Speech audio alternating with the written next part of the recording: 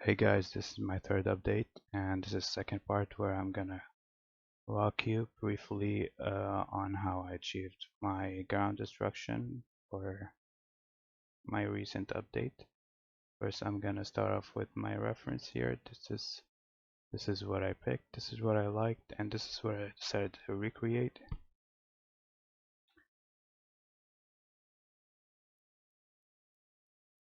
Yeah, so how I achieved this is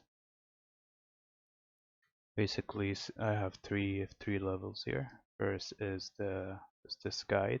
It's gonna be a guide mesh, and it's gonna carry all the deformation that I need and all the attributes that I need to be used in this fracturing department right here, and also in this sim where everything gets simulated.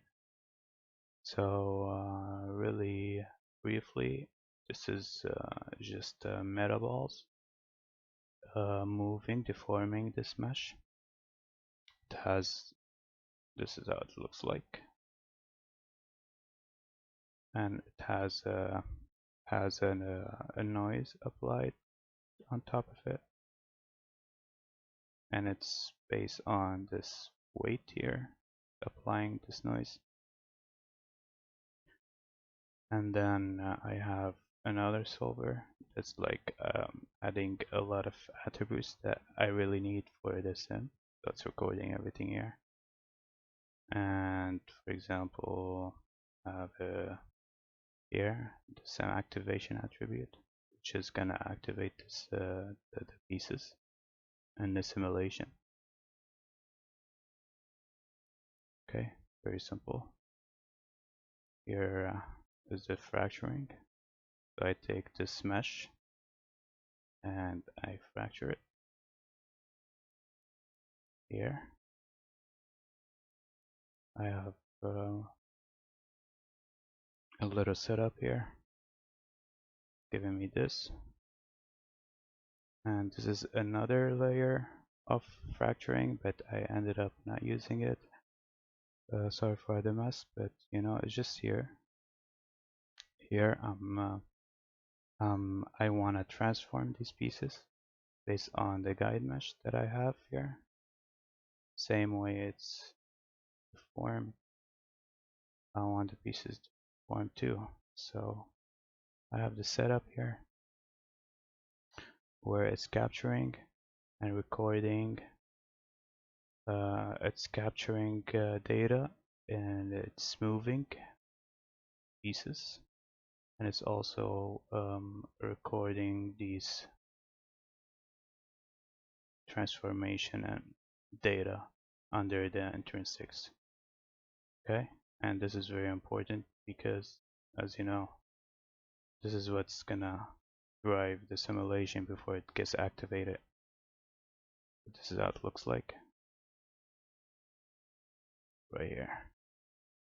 Okay, and this is basically something else. Don't worry about it. So here, this is what I'm getting out of here, and feeding it into my DUP right here. So basically, it's uh,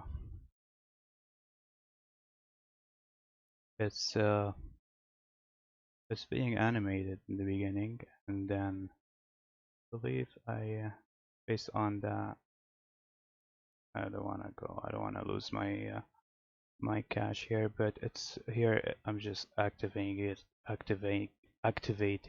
based on the attribute here. I gave it to sim activation, so it's being activated here, and then here, well, forget about this for now.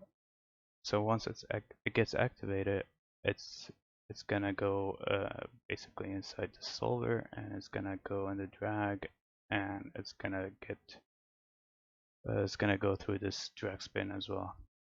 And this is basically just applying a drag based on the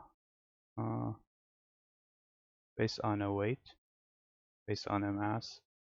And because I noticed like when things are falling and that the drags apply to the gravity as well, like the force that is being applied by the gravity is also, this is also affecting it. So it's just I had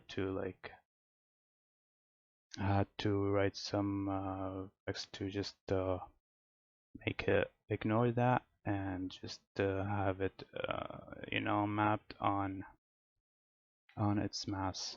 Same thing for the spin. So all pretty simple stuff so far. I don't have any constraints, by the way. And I'm gonna show you here. This is what I have so far. So if you're following, this is what I have. Set up everything. I've set up the look. I like everything, and I move on to this part, the solver here,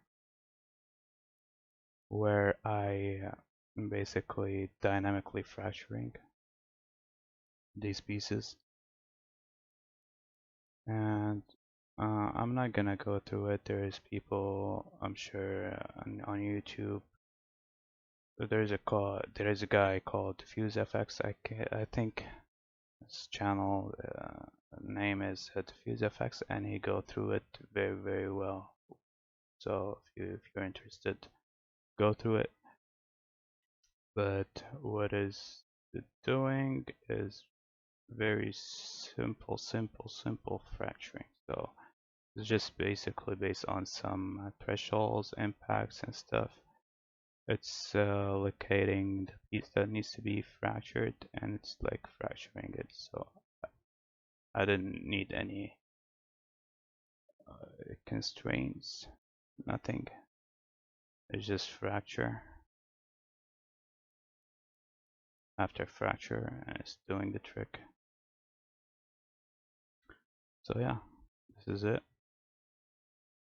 If you're curious about it, it's just really simple fracturing. This is just a normal fracturing, just like in the SOP where you fracture.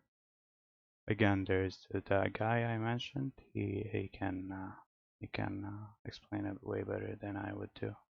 So yeah, that's it. That was my setup. Thank you.